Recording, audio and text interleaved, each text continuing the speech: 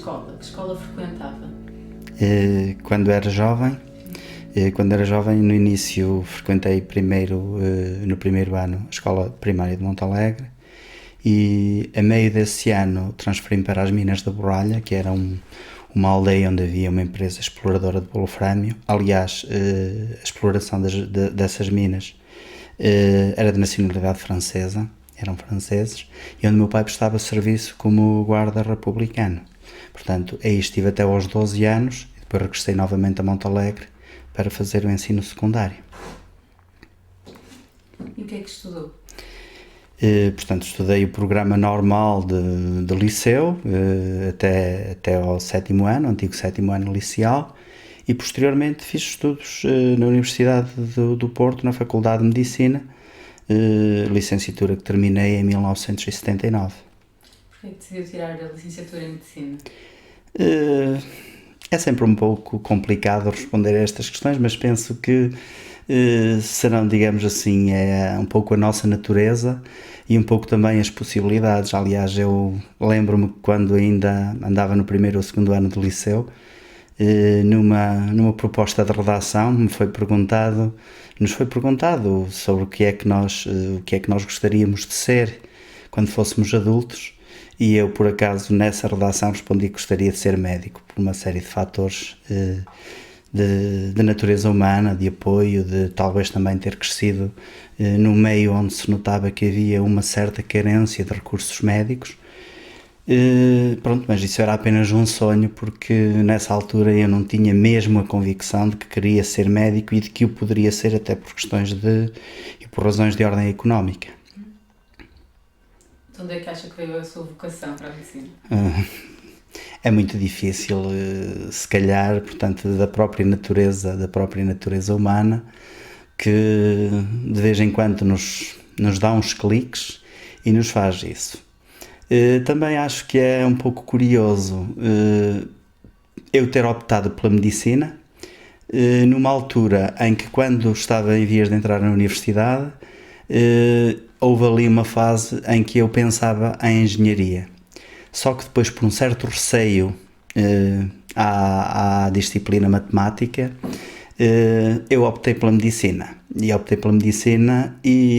hoje penso que optei bem, porque eu optei pela Clínica Geral, Medicina Familiar, portanto, Medicina Rural, desde que pude instalar-me na minha terra. Instalei-me na minha terra como médico, e, portanto, isso vai há 22 anos, e eu exerço no meio rural a prática da medicina, e sinto-me, não direi perfeitamente realizado, mas razoavelmente realizado, no meio de toda esta conjuntura e de todas as vicissitudes que é a prática da clínica geral e da medicina no meio rural.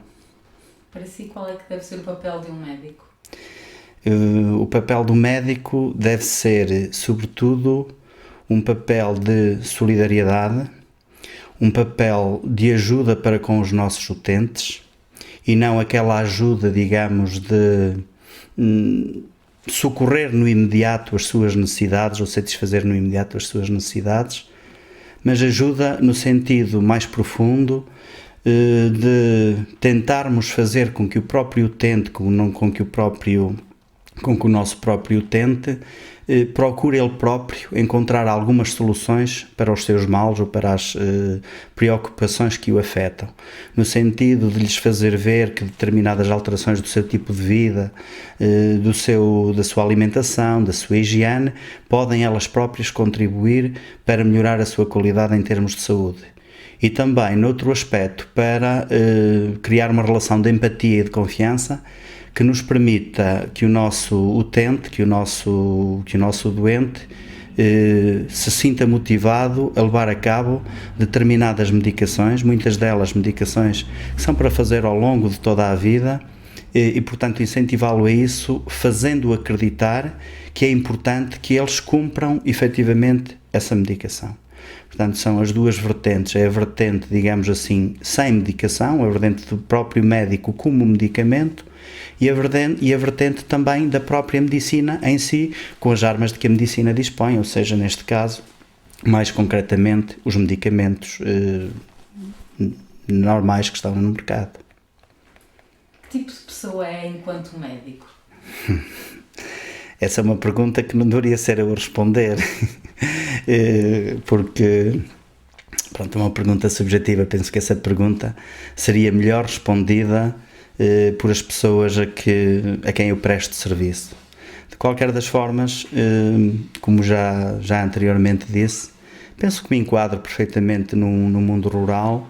Penso que sou uma pessoa humana, mas também não sou uma pessoa que me deixe facilmente manipular ou alterar, digamos assim, os meus comportamentos e as minhas convicções quando elas são efetivamente fortes. Se não se tivesse formado em medicina, o que é que gostaria de ter seguido? Como já disse, provavelmente um curso de engenharia, que era aquilo que, na altura de entrar para a universidade, no momento de ter entrado para a universidade, estaria mais de acordo com as minhas perspectivas. De qualquer das formas, penso que vingou efetivamente aquela natureza infantil que eu também já referi e que eu considero que, de facto, o facto de ser médico é também uma profissão bastante digna e bastante útil à sociedade. Considera que poderia ter havido alguma coisa que tivesse desviado dessa vocação para a medicina? Penso que sim. Aliás, eu tenho uma história curiosa na minha vida, ao longo da minha vida, e que, pronto, eu fiz o antigo quinto ano do liceu muito cedo, com 15 anos. A seguir fui para o Liceu Camilo Castelo Branco em Vila Real, para o antigo sexto ano do liceu. Era a primeira vez que saía deste meio. Pronto, e depois perdi-me um bocadinho no desporto, na prática do voleibol, ping-pong, ténis de mesa, e só fiz 3 cadeiras de sexto ano. Depois, no fim desse ano, ainda jovem, cheguei a casa e disse ao meu pai: olha, eu não quero estudar mais, acabaram-se os estudos, não quero estudar mais. O meu pai ficou assim um pouco constrangido, mas como o meu pai não tinha, digamos assim, uma formação académica muito forte, não me pôde dar o apoio que se calhar hoje eu estou em condições de dar aos meus filhos. E aceitou. Só que posteriormente, durante ao longo de 2 anos que eu estive sem estudar, eu fui sujeito a alguns trabalhos, comecei a trabalhar nas mais variadas situações, inclusivamente andei aqui por esta aldeia onde hoje estamos, a vender pão a cavalo de um burro. O meu pai estava a fazer uma casa e eu pus-me a servir de ajudante de trolha. E então passados 2 anos, eu próprio cheguei a uma conclusão. Isto não é vida e eu vou reiniciar os estudos. E então, por mim, com o apoio da doutora Margarida, que era a diretora do colégio de Montalegre nessa altura,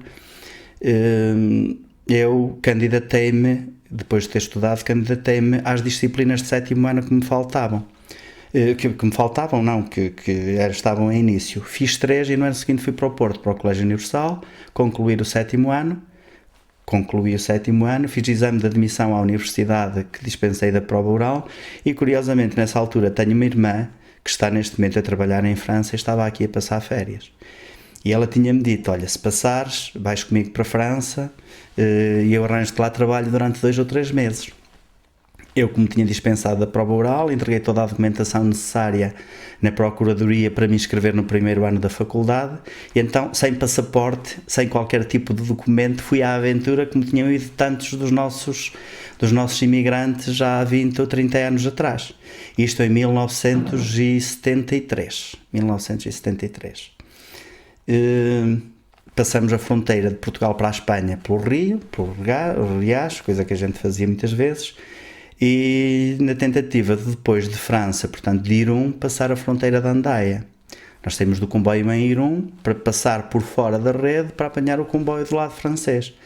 Só que eu e mais 3 companheiros de aventura tivemos pouca sorte, fomos apanhados pela polícia e portanto ficamos ali detidos.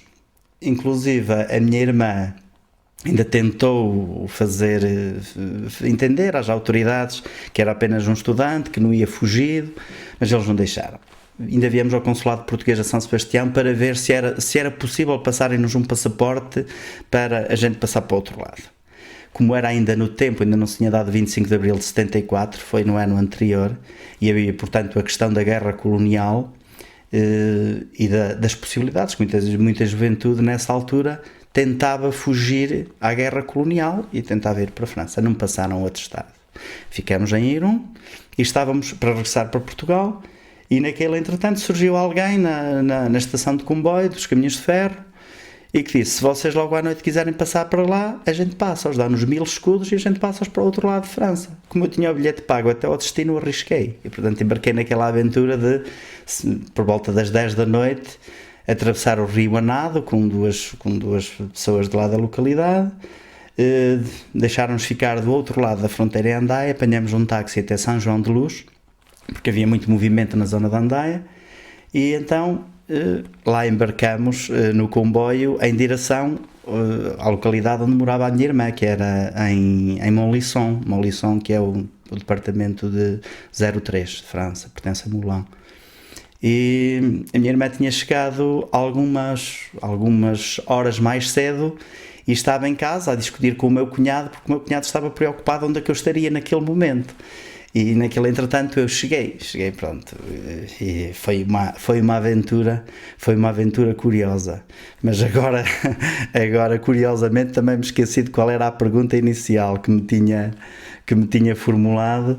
O que é que poderia eventualmente desviá-lo da vocação? Desviá-lo, pronto, que me poderia desviar, era isso, quer dizer, foi eu ter naquele entretanto conseguido, porque se não tenho conseguido, se calhar poderia ter ido também para a França, poderia ter tentado arranjar um emprego ainda antes de entrar na universidade.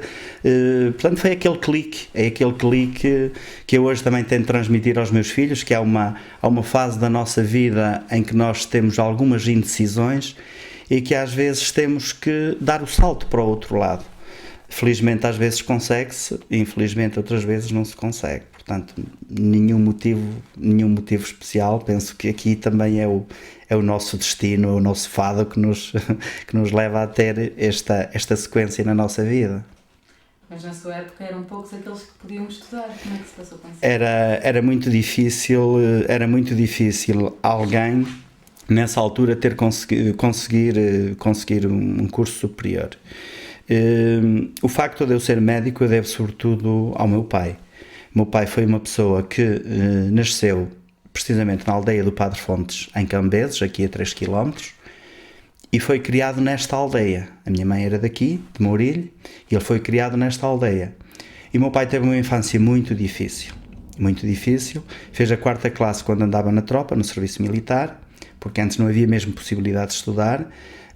Passou tempos difíceis, inclusivamente ele contava histórias dramáticas da infância dele, desde maus tratos, a fome e por aí fora, mas cresceu e aprendeu com a vida, e ele dizia muitas vezes que aquilo que ele achava fundamental era dar uma formação aos filhos, e portanto ele investiu nisso, esforçou-se.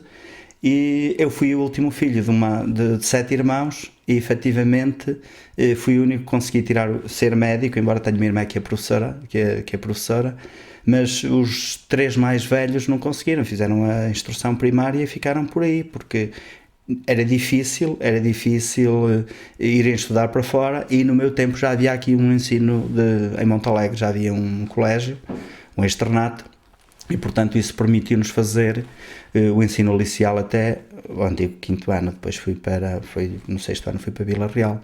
Portanto, foi esta conjuntura, foram estes dados que permitiram que eu chegasse a este ponto e depois, pronto, tivesse ali aquele clique de ter dado o salto para o outro lado.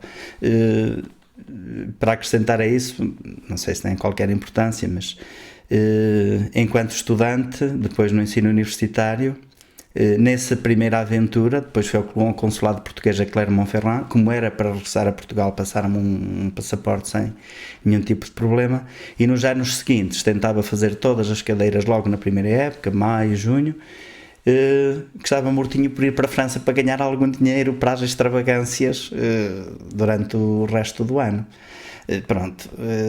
Mas isso deu essencialmente, de facto, à vontade e à escola da vida que o meu pai teve, e de tentar criar para os filhos condições muito diferentes para melhor do que aquelas que ele teve enquanto adulto. E quando foi para o Porto estudar medicina, fazia ideia da vida, do tipo de vida que esperava lá? Não, muito concretamente não fazia, quer dizer, eu a primeira vez que fui para o Porto Algarve não foi logo para o primeiro ano para Medicina, como já disse, foi para acabar o antigo 7º ano no Colégio Universal, e não fazia a mínima ideia. Aliás, lembro-me perfeitamente de quando cheguei ao Porto, nesse primeiro ano, apesar de estar numa casa onde estavam alguns colegas de Montalegre, mas nem sempre estávamos todos juntos. E quando a gente sentia aquela nostalgia, era a primeira vez que estava numa grande cidade, eu saía, eu gostava, ainda hoje gosto de andar, de caminhar sozinho e de pensar em algumas coisas, mas quando saía para a rua no meio daquela imensidão de gente, eu sentia quase aquilo que o Camões descrevia, um solitário andar por entre a gente sentia-se perfeitamente perdido na descoberta, na primeira experiência numa grande cidade. Depois do primeiro ano da universidade, já tinha havido aquela fase de adaptação, mas de qualquer das formas continuava ainda a ser de alguma estranheza para mim ir de um meio pequeno como Montalegre para uma cidade grande como o Porto, mas penso que a partir daí, com o meu equilíbrio emocional, com o convívio com os colegas, penso que superei esse desafio e não houve traumas. Mas o que é que aprendeu lá? Essa vivência no Porto, o que é que te proporcionou? A vivência no Porto, do ponto de vista estudantil, proporcionou toda aquela experiência que um curso superior proporciona. Do ponto de vista social e na altura do ponto de vista político, porque curiosamente o primeiro ano da faculdade, o meu primeiro ano da universidade, foi o ano das grandes convulsões sociais em Portugal. Portanto, eu entrei em 73, eu estava na parte final do primeiro ano do curso de Medicina, quando se deu o 25 de Abril, o 25 de Abril de 1974.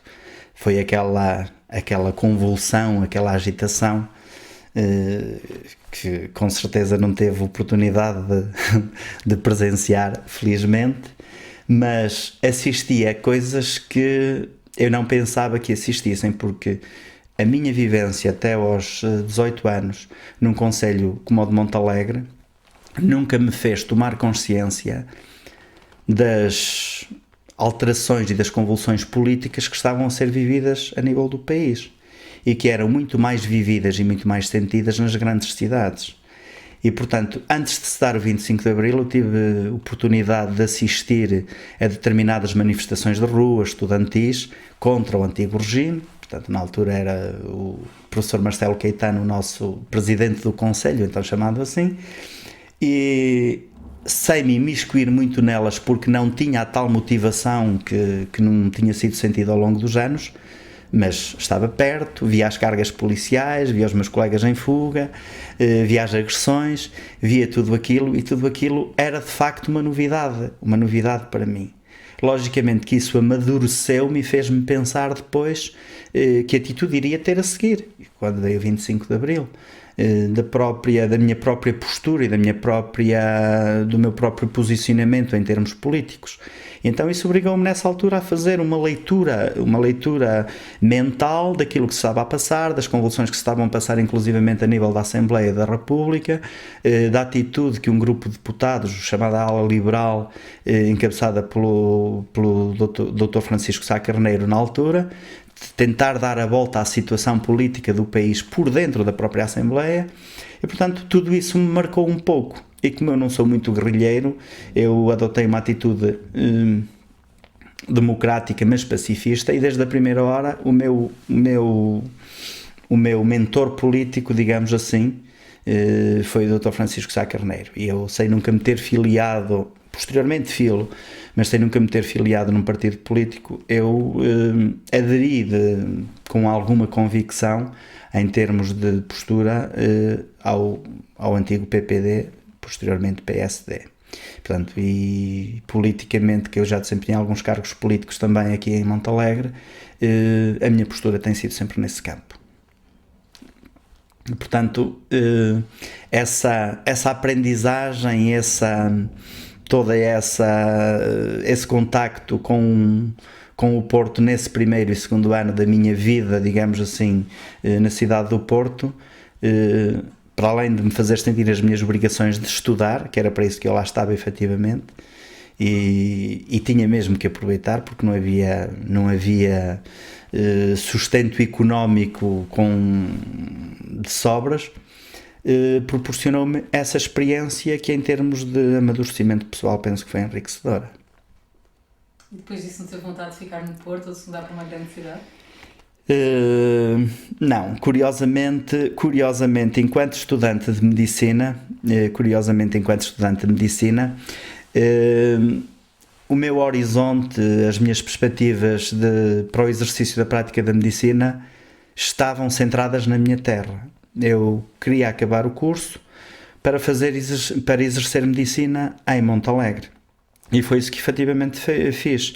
Quando acabei os 6 anos do curso de medicina, fiquei 2 anos no Centro Hospitalar de Vila Nova de Gaia, onde fizemos um internato geral, na altura era chamado policlínico, e durante esses 2 anos, pronto, eu fui cimentando aquilo que tinha adquirido nos livros e com os professores na faculdade, e depois vim para Montalegre fazer o então serviço médico à periferia, que era um ano onde todas as localidades do país eram contempladas com médicos recém-formados, e que era um ano que nos ajudava, digamos assim, a perspectivar o nosso futuro. E durante esse ano decidíamos, vamos ficar aqui, vamos optar pela clínica geral, vamos regressar ao hospital de origem, vamos fazer o quê? E portanto, durante esse ano eu vim logo aí, optei por vir para Montalegre. No fim desse ano havia a opção de regressarmos ao hospital de onde tínhamos saído para nos prepararmos para fazermos o exame, o internato de entrada na especialidade. Eu pedi para ficar em Montalegre em continuação de serviço médico à periferia. Fui fazer esse mesmo exame de admissão à especialidade, tive nota positiva para isso, tinha possibilidade de optar por uma carreira de especialidade no campo da cirurgia, no campo da pediatria, no campo da ginecologia e obstetrícia, que eram os 3 ramos com os quais eu mais me identificava, mas também tinha casado há relativamente pouco tempo, e se calhar isso também teve algum peso na minha opção de arranjar alguma estabilidade familiar para depois não andar de um lado para o outro. Então optei por continuar na clínica geral e fiquei em Montalegre, onde estou a trabalhar desde 1982, portanto há cerca de 23 anos.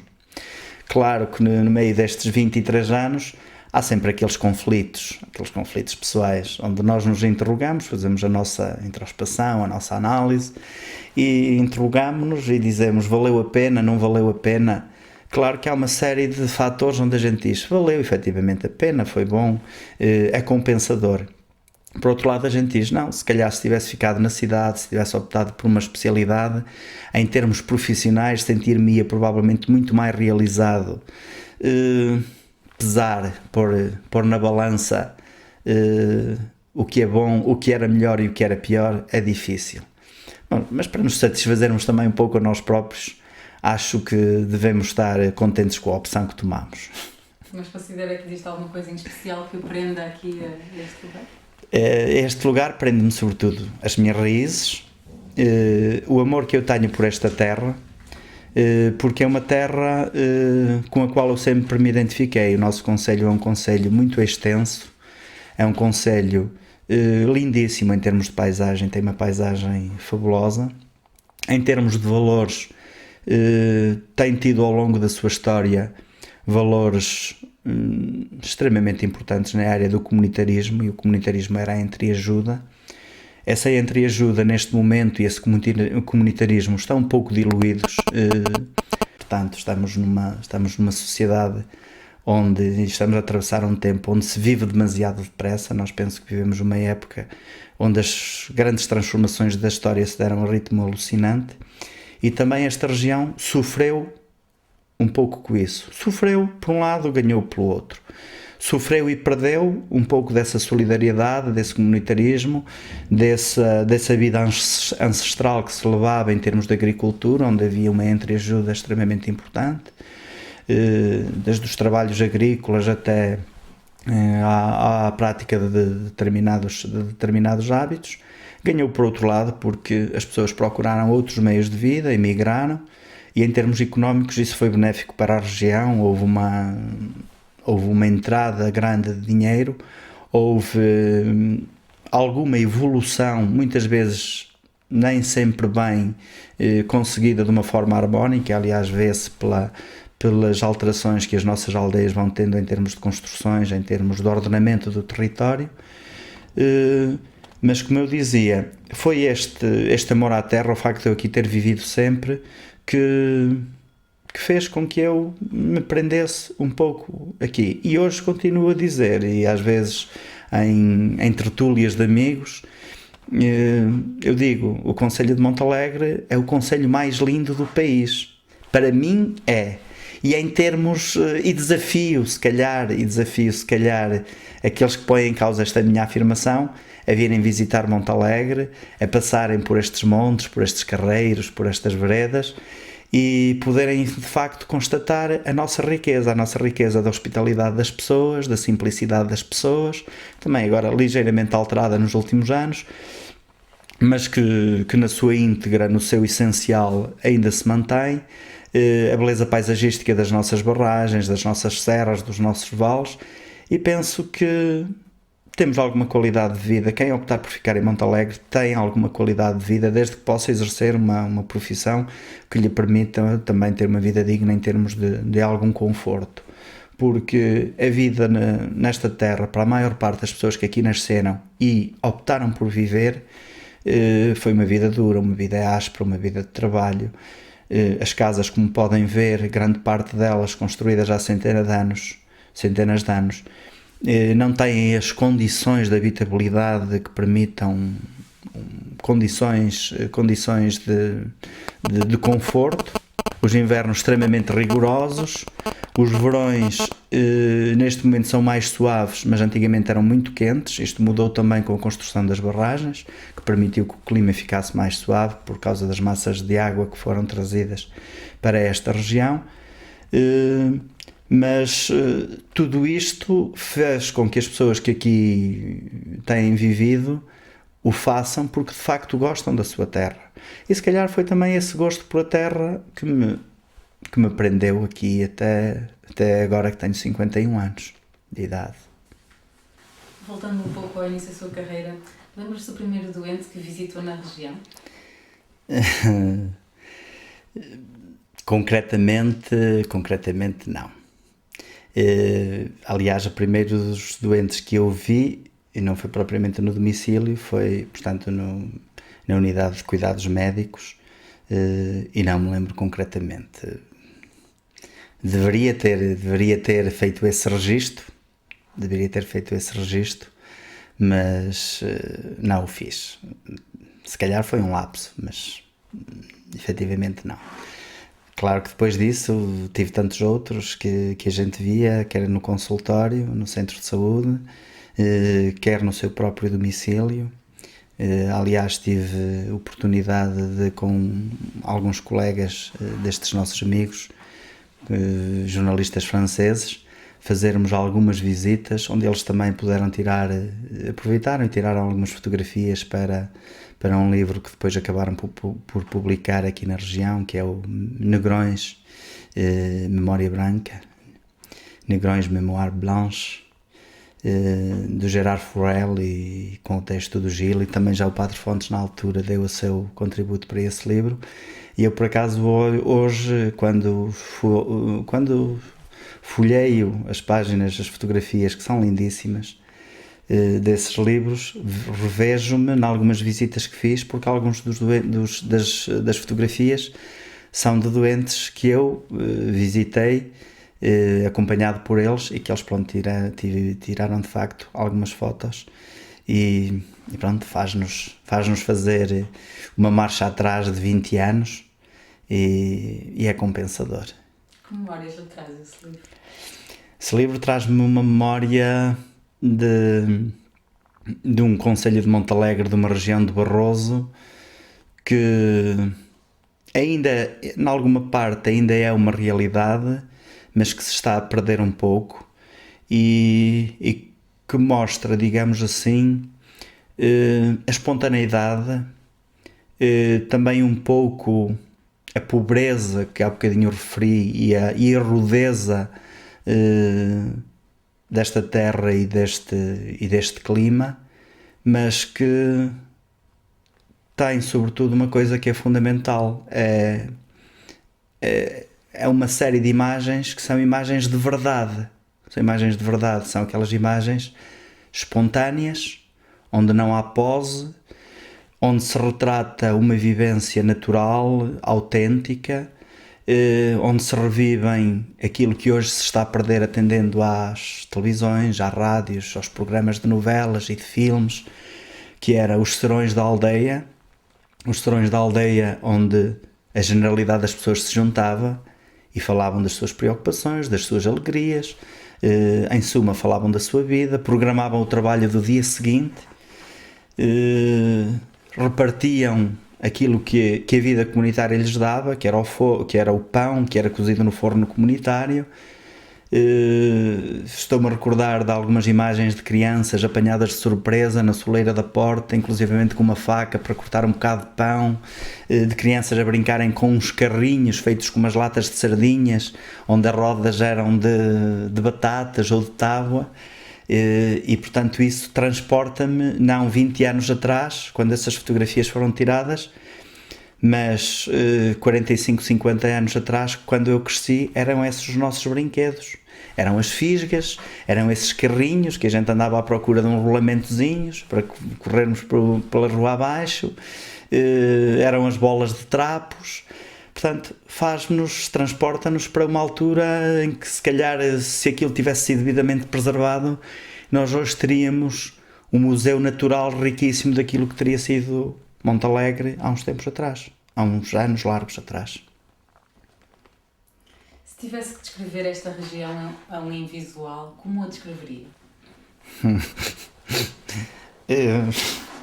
Se calhar pedia-lhe para ir palpando cada palmo de terreno que calcorreasse, dir-lhe-ia que se calhar estava perante os olhos dele, apesar dele não poder enxergar, tinha uma terra de uma grande beleza, de uma grande riqueza cultural, de uma gente com muitos princípios, onde a palavra era lei, era ordem, onde por vezes esta lei e esta ordem às vezes são levadas aos extremos, e esta gente é a gente que deixava uma porta aberta sempre para alguém poder entrar, mesmo sendo desconhecido, mas se sentisse que estava a ser traído, se calhar exercia uma justiça rude pelas suas próprias mãos, mas que seria uma terra onde se calhar esse invisual poderia estar, porque se ia sentir bem, ia sentir carinho, ia sentir apoio. E se calhar a própria influência deste ar puro, desta terra livre de poluição, se calhar também ela própria, apesar de ele não a poder sentir com os olhos, poderia senti-la de uma forma redobrada com os outros 4 sentidos. Com o ouvido das águas a correrem, dos pássaros a chilrear, do trabalho da agricultura, dos carros de bois, nos transportes das batatas, do centeio, dos trabalhos comunitários, nos cânticos das pessoas que levavam a cabo durante o exercício dessas tarefas, dos seus trabalhos, e penso que lhe poderia dizer que de facto valeria a pena viver aqui, porque era uma terra de harmonia. Já não é?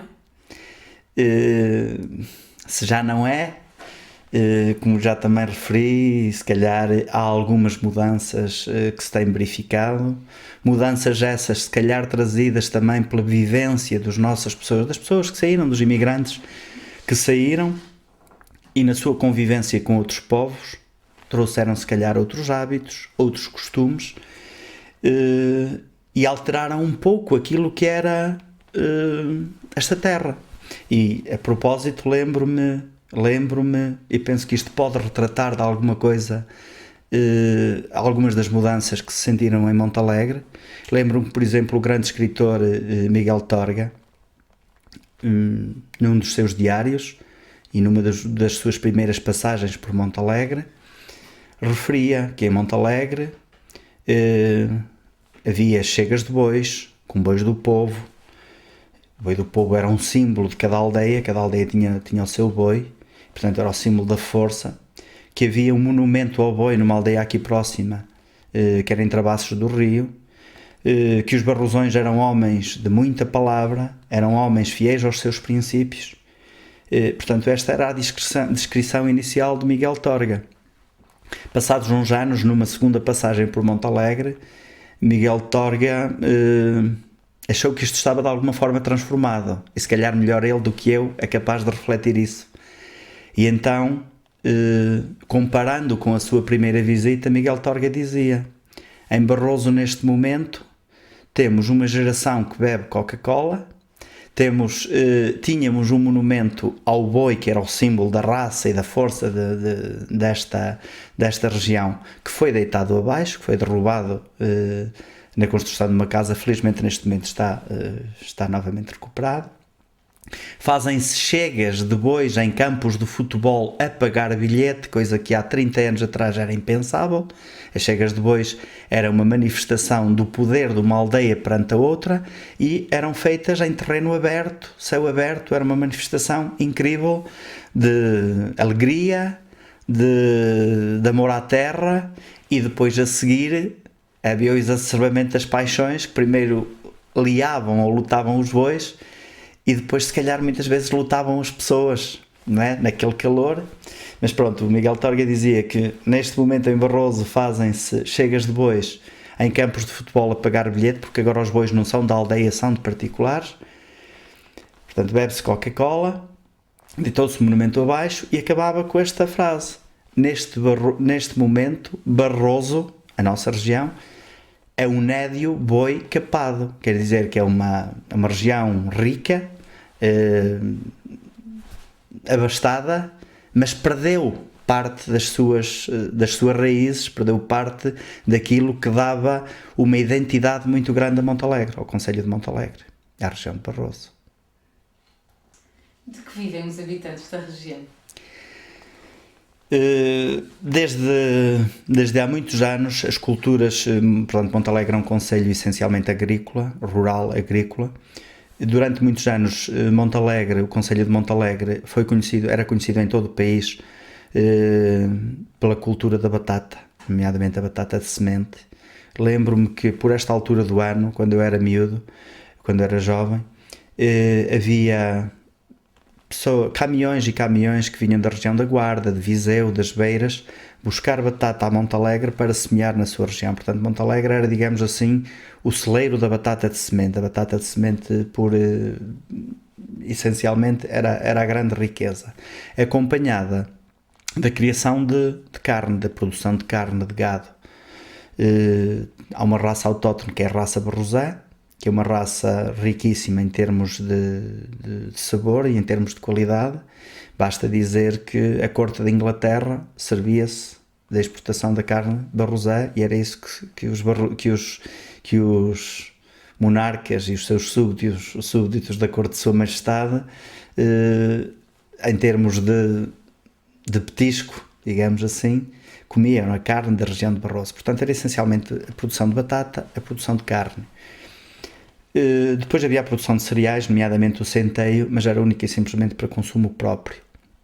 Neste momento as coisas ainda se mantêm um pouco assim, está-se a privilegiar mais a produção de carne, está-se a apostar em produtos de certificação e de qualidade, nomeadamente a carne do gado barrosão, o cabrito também da região de Barroso. Está-se a fazer uma promoção e uma aposta muito grande nos produtos relacionados com o fumeiro, com o porco, com o fumeiro e com o presunto. Aliás, faz-se todos os anos no mês de janeiro, desde há cerca de 14 anos a esta parte, um certame que arrasta milhares de pessoas e, portanto, funciona também como uma fonte de economia paralela para as pessoas da região. E, ultimamente, e penso que Montalegre tem condições ótimas para isso, está-se a viver também um pouco tentando explorar aquilo que a riqueza natural da região proporciona, com a sua beleza, que é o turismo, e vão surgindo algumas unidades. Temos uma unidade hoteleira, temos esta pequena unidade hoteleira aqui em Mourilhe, que é recente, e estão a surgir ao longo do concelho algumas outras unidades de pequena dimensão, que fazem com que Montalegre neste momento seja bastante visitada e, portanto, se aproveite também a componente turística que nesta terra nunca foi devidamente explorada. O que é que sofrem as pessoas da região em termos físicos? De que sofrem em termos físicos? Sofrem de todas as doenças que qualquer cidadão de outro lugar deste país sofre. De qualquer das formas, as doenças mais prevalentes aqui têm um pouco a ver, chamamos de doenças, chamamos-lhe problemas de saúde, têm um pouco a ver com aquilo que eu também já referi, que é o rigor do inverno. E, portanto, há muita patologia reumática, osteoarticular. Sofre-se muito também pelo tipo de alimentação e há uma grande incidência de pessoas com hipertensão arterial, portanto com tensão arterial elevada, com doença cardíaca que está normalmente associada, alguma patologia respiratória, algumas doenças respiratórias, mas menos frequente que as doenças cardiovasculares. Há também aquelas doenças que são decorrentes de um estado, que é um estado que também penso que é comum à generalidade do país, que é a obesidade, excesso de peso, e depois condiciona tudo isso. São as doenças articulares, são as artroses que vão surgindo pela sobrecarga, são as doenças cardiovasculares que também estão relacionadas com isso, um pouco de diabetes, e também penso que há uma prevalência razoável de consumo exagerado de álcool. Penso que nós, às vezes, como médicos, temos a tentativa de dizer às pessoas não bebe, controle-se, mas temos que ter atenção que o álcool na nossa região, como em muitas outras regiões do país, é um fator cultural. É um fator cultural e as pessoas cresceram ao longo de centenas de anos com o álcool como companhia. Havia aquela noção, inclusivamente, de que o álcool era necessário porque quem não bebe, para uma pessoa crescer forte, fiel e façanhudo, e sem álcool isso não se conseguiria. Depois as pessoas também há a crença de que o álcool dá força, e como os trabalhos rurais eram pesados, eram intensos, havia que beber porque, como sabe, o álcool é um fornecedor de calorias, só que são calorias que não são vazias, mas que se queimam com muita facilidade. Portanto, há, digamos assim, o predomínio destas situações. Felizmente, neste momento as pessoas vão tomando consciência destas situações, também vão tomando consciência que o uso moderado de álcool é benéfico para a saúde, e essa também tem sido uma das nossas funções como médicos, é de fazer ver às pessoas onde está o ponto de equilíbrio. Beber, mas beber moderadamente. E, portanto, eu penso que esses são os principais problemas: doenças osteoarticulares, cardiovasculares, respiratórias, problemas relacionados com o alcoolismo, que depois se reflete também em atitudes de saúde mental, conflitos, às vezes alguma violência doméstica, mas que nada é superior àquilo que existe noutras regiões do país, onde eu penso que, como são regiões produtoras inclusivamente de vinho, esses problemas se vivem com mais intensidade e mais acuidade. Montalegre é um concelho que produz batata, produz boa carne, mas efetivamente não produz vinho. Apesar de ser um orgulho dos naturais desta região competirem para ver qual deles é que tem o melhor vinho. E, efetivamente, há bons vinhos porque o vão buscar às regiões onde ele existe, onde ele é produzido com qualidade. Mas ao longo destes anos notou alguma evolução nas doenças, no tipo de doenças? Não, penso que, aliás, eu acabo de fazer um currículo para um concurso, para progressão na carreira, e tive precisamente a oportunidade de fazer um estudo dos últimos 8 anos, em termos de doenças a nível do Conselho, que são registadas e que nós temos registadas nos utentes do nosso ficheiro, e efetivamente as doenças mais marcadas são as doenças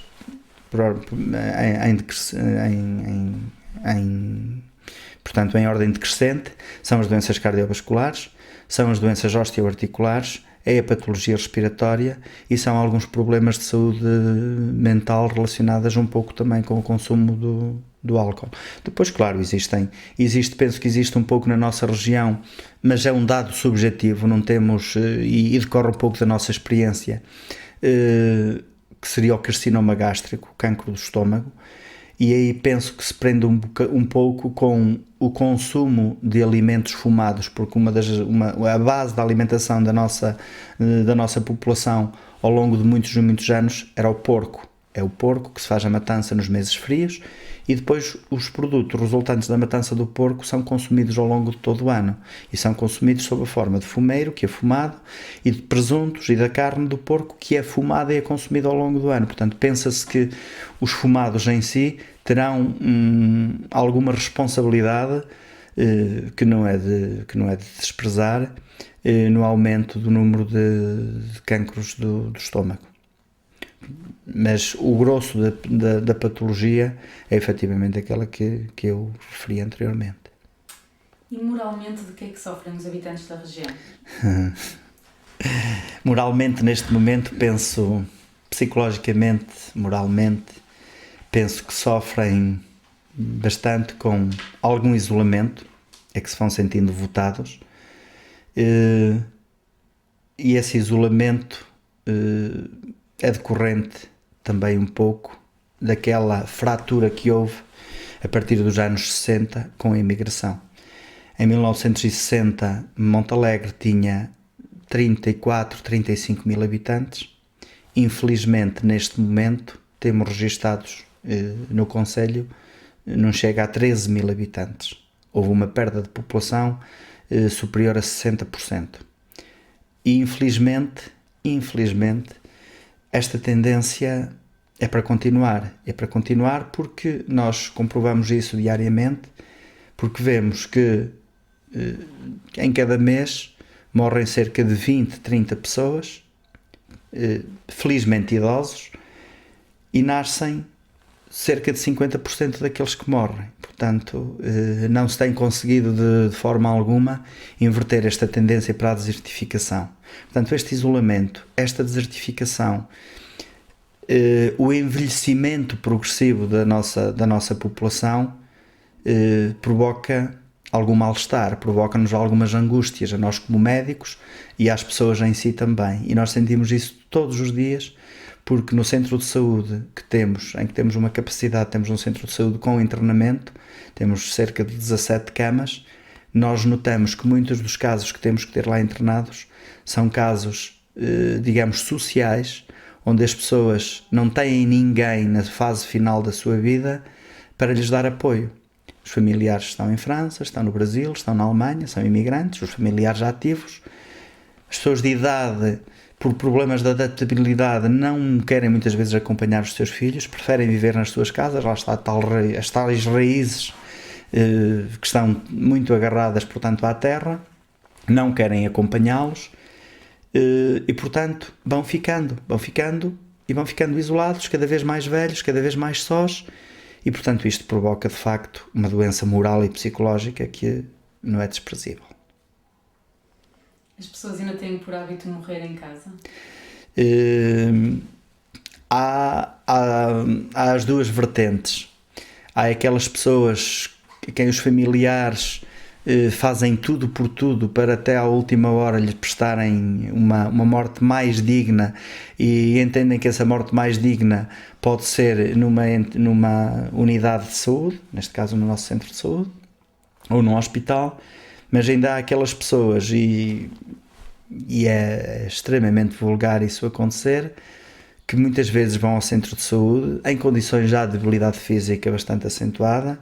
É-lhes proposto por nós médicos: olha, podia ficar aqui uns dias, que tem melhores condições, e eles às vezes dizem-nos: doutor, eu quero ir para casa, prefiro ir morrer a casa. Aliás, assim a talha de foice, lembro-me que logo nos primeiros anos que vim para Montalegre, visitava uma senhora idosa numa aldeia que era Outeiro, que fica junto à barragem de Paradela. Essa senhora, num determinado momento, desenvolveu um herpes zoster, normalmente conhecido por zona, a doença da zona, que o povo aqui confunde muito com uma doença que é o coxo, que é aquelas erupções cutâneas em que o corpo fica cheio de borbulhas, e foi de facto um herpes zoster extensíssimo. Eu na altura disse à senhora: olha, que você aqui não tem condições para estar, é melhor ir para o hospital. Na altura ainda não tínhamos o nosso centro de saúde com internamento, e a senhora, lembro-me perfeitamente das palavras que ela me disse: doutor, aqui em minha casa faça tudo aquilo que puder, mas daqui para fora não me tire de maneira nenhuma que eu não saio. Portanto, é conforme a natureza das pessoas. Há aquelas que preferem ir para o hospital, há aquelas que preferem viver no seu cantinho, morrer em sua casa. Eu penso que morrer em casa tem dignidade. Quem quer morrer em casa tem a sua dignidade, porque hoje também se criou na ideia das pessoas de que é possível perpetuar a vida durante imenso tempo, e nós assistimos a pessoas que sofrem com escaras, em estados de sequelas de acidentes vasculares cerebrais, que estão a sofrer dramaticamente, e que às vezes nós, com a nossa atitude voluntariosa de querermos prolongar mais e mais a vida, temos consciência de que estamos a ser um pouco agressivos para a dignidade dessas pessoas, e há atos que são agressivos. E portanto eu penso que aquela pessoa que aceita e quer e tem consciência e deseja morrer em casa, deve ser respeitada essa vontade dela. Como descreveria a situação dos habitantes locais hoje em dia? Situação em que aspecto? Situação portanto, de vida? Eu penso que hoje se vive, em termos económicos, vive-se melhor. Há um maior campo de manobra, há mais dinheiro, digamos assim, do que havia há 20 ou 30 anos atrás. Isso também decorre um pouco da nossa entrada para a Comunidade Económica Europeia, da entrada de muitos subsídios que foram canalizados para os agricultores, se calhar nem sempre bem investidos em termos de promoção da sua agricultura e desenvolvimento da sua agricultura, da sua unidade agrícola, que também é um pouco difícil, atendendo às características geográficas desta região, que é muito montanhosa. Os solos não são muito férteis, dão aquilo que é essencial.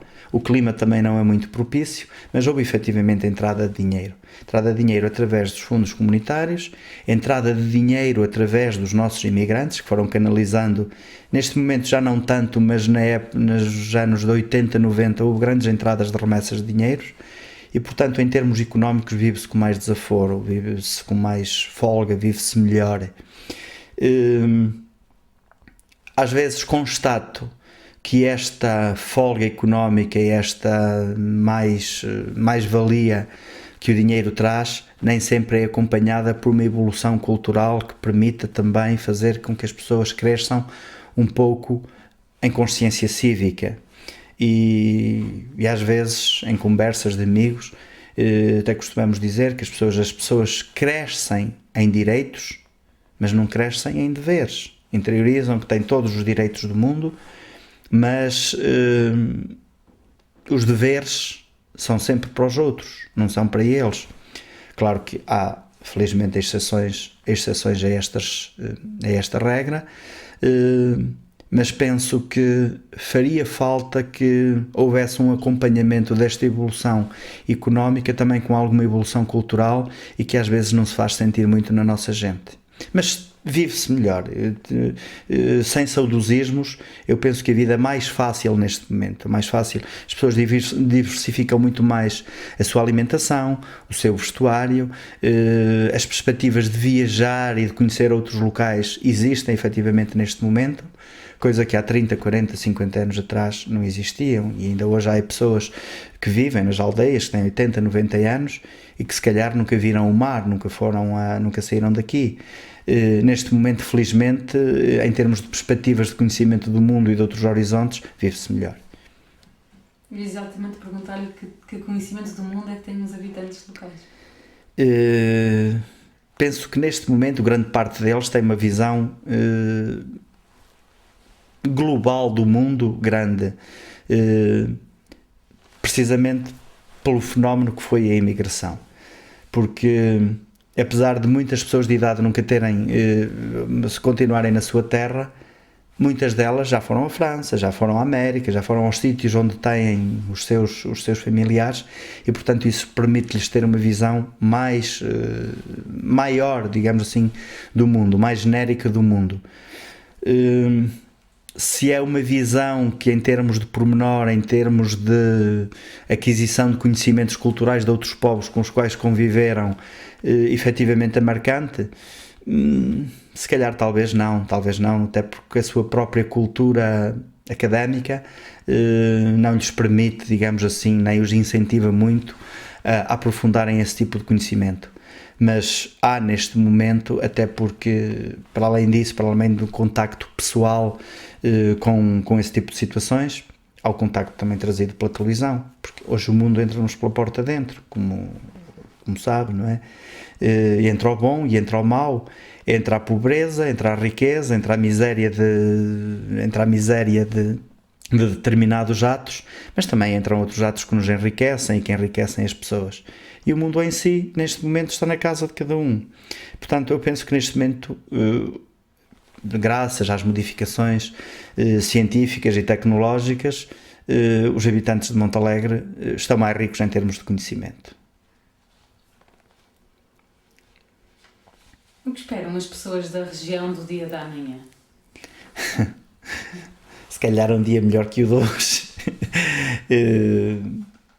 Se calhar um dia que lhes traga mais sol, mais perspectivas de futuro, mais chuva também, nesta fase de seca em que vivemos, mas sobretudo que lhe tragam um dia no sentido de futuro melhor, de mais harmonia, de mais paz, de mais compreensão, de mais tranquilidade e de maior força para encarar o dia que vem a seguir.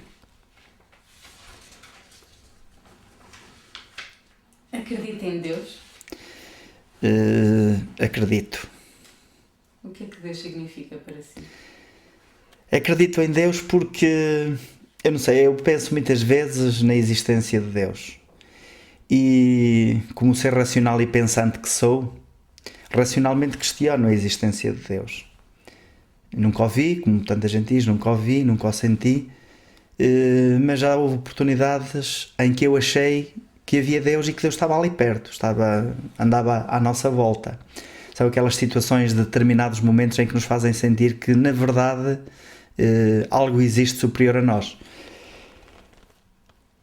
Agora, essa ideia que eu tenho de Deus, reconheço que é também uma ideia egoísta. Uma ideia egoísta é uma ideia de necessidade. Nós muitas vezes sentimos que Deus existe porque precisamos dele.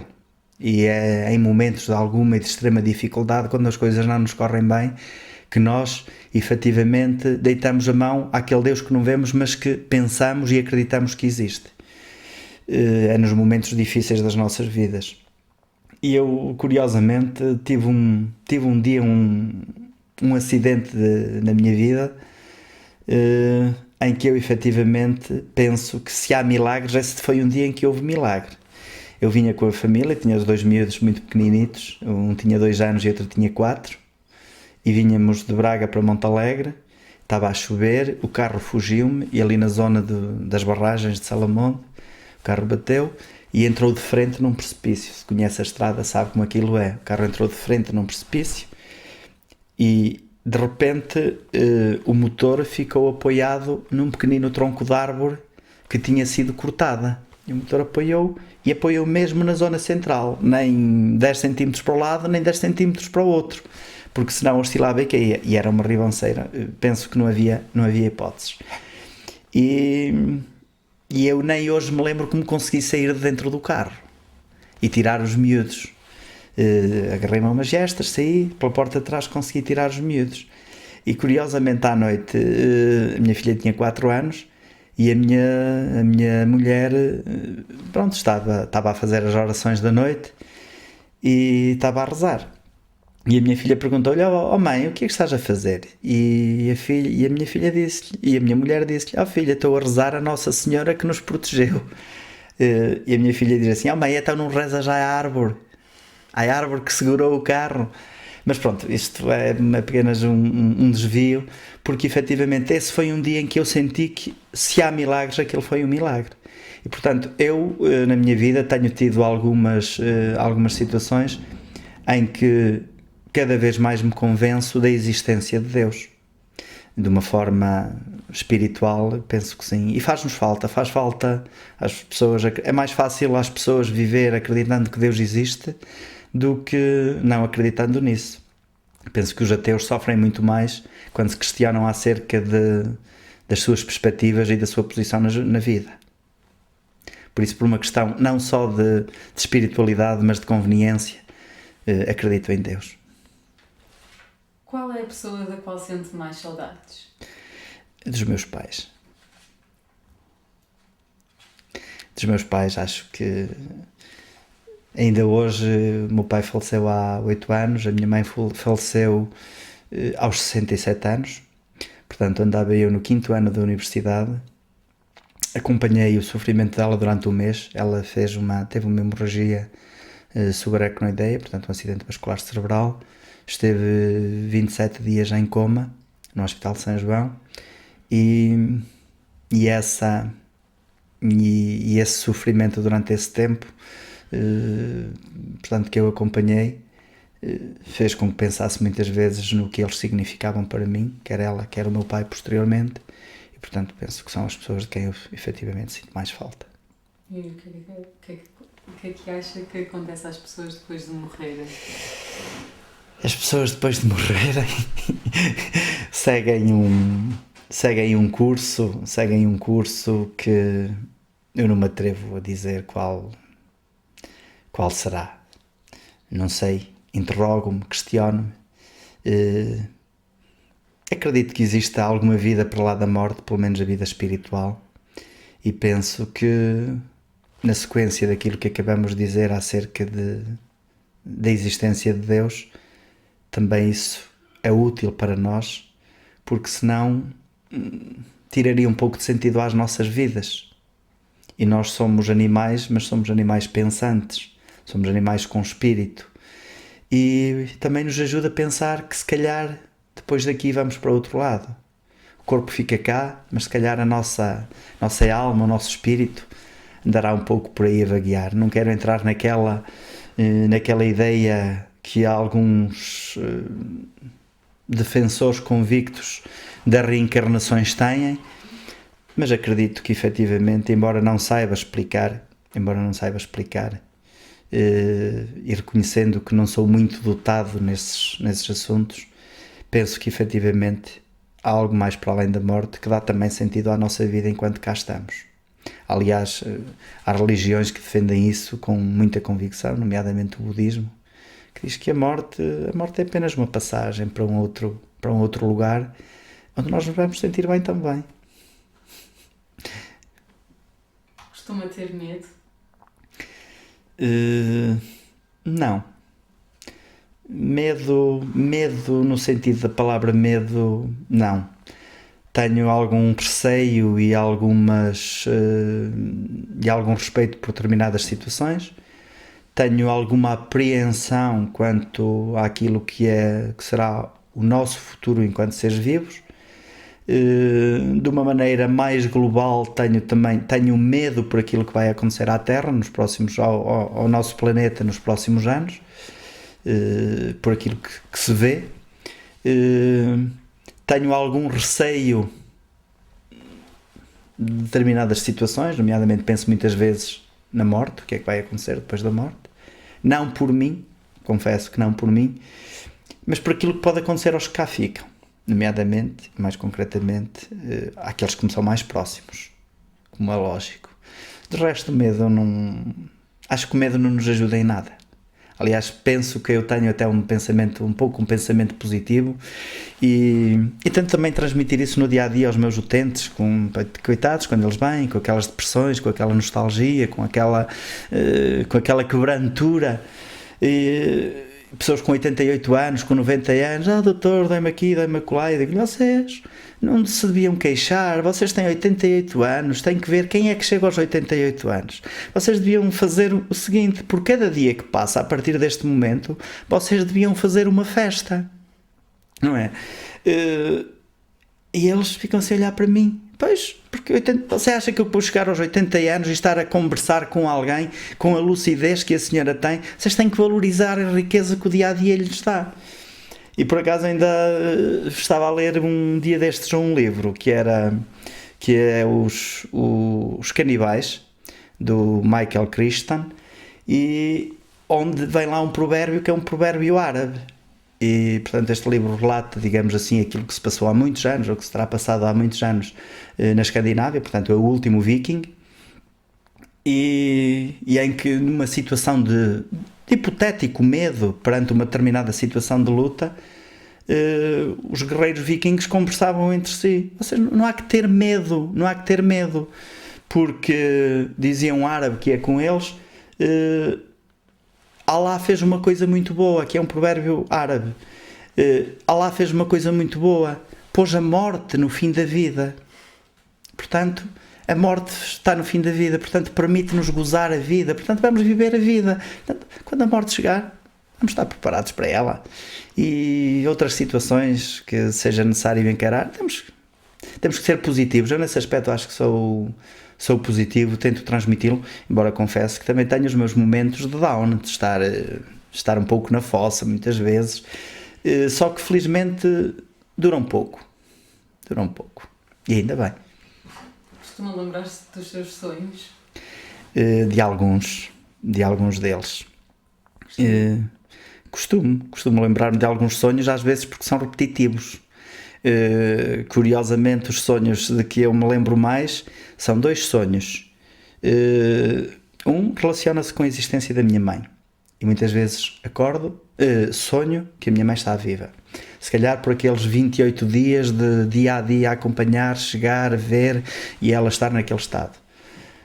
Outro sonho que se prende um pouco ainda com aquilo que eu referi no início, em termos de opções de vida, porque é que fui para médico, porque é que não segui outra situação profissional, porque prende-se um pouco com o medo que eu tinha à matemática, e muitas vezes hoje ainda acordo a pensar que não fiz o 7º ano, que me falta a cadeira de matemática. Portanto, esse é um sonho que eu vivo de vez em quando.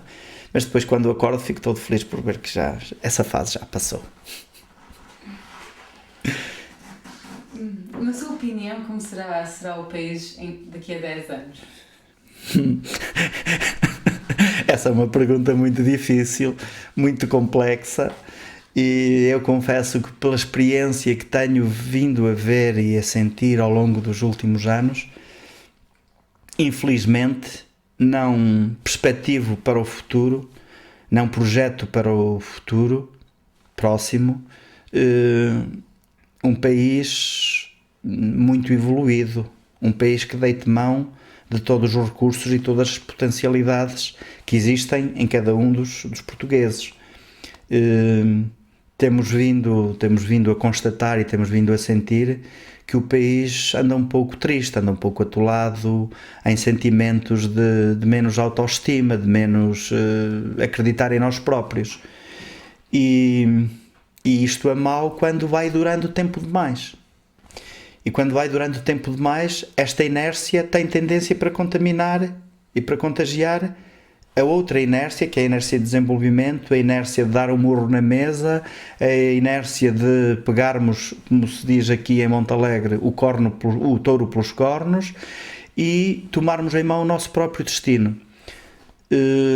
A situação política também não tem sido muito favorável, e as perspectivas de futuro, eu não sou futurista, gostava de o ser, nem leio o futuro na palma da mão, mas custa-me a crer que sejam muito boas.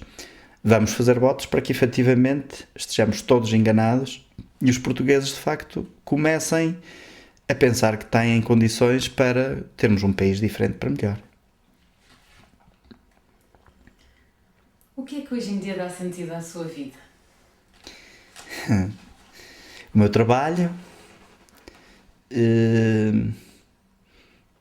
a minha realização, o ver crescer os meus filhos, querem idade, querem maturidade, querem conhecimento, a noção que eu tenho da minha utilidade, porque apesar de tudo temos que reconhecer que como médicos temos um papel importante a desempenhar na sociedade, na entreajuda e na modificação do estado de vida dos outros para melhor, fazer-me sentir que ainda sou útil e que posso continuá-lo a ser-lo por mais algum tempo, apesar também dos momentos de desânimo que às vezes nos assolam e que nos questionam se efetivamente vale a pena lutar e continuar com uma atividade forte.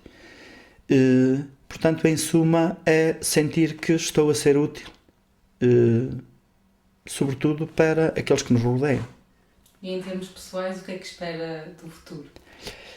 Em termos pessoais, como egoísta que todo ser humano é, espero que o futuro seja, se não melhor, pelo menos idêntico àquele que tem sido até este momento. Isto é, que nos consiga manter com uma autoestima em níveis razoavelmente elevados, que nos faça continuar a ver que há necessidade de nós continuarmos a trabalhar e a lutar e que, de alguma forma, nos sintamos recompensados em cada dia por termos vivido mais um dia, por termos desempenhado um papel onde podamos ser úteis a alguém, embora essa utilidade muitas vezes não se possa medir. Onde gostaria de acabar os seus dias?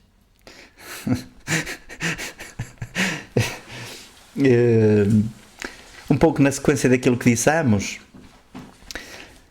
os meus dias gostava de os acabar, não importa onde, mas um pouco aqui e um pouco noutros lugares onde, por uma questão de clima, de cultura, a nossa vida pudesse ser um pouco mais suave. De qualquer das formas, eu penso isso e equaciono isso sinceramente muitas vezes. Eu penso que os meus dias irão ser acabados em Monte Alegre. As minhas raízes estarão sempre aqui, eu estarei sempre aqui, embora perspective, no momento de reforma, no momento em que eu deixe de ter uma vida profissionalmente ativa, um conhecimento do mundo maior do que aquele que tenho, porque isso também acho que é uma forma de enriquecimento, e um visitar e viver algum tempo noutros lugares onde a nossa vida seja mais suave, possa ser mais suave e mais amena. Também ainda bem que foi no fim.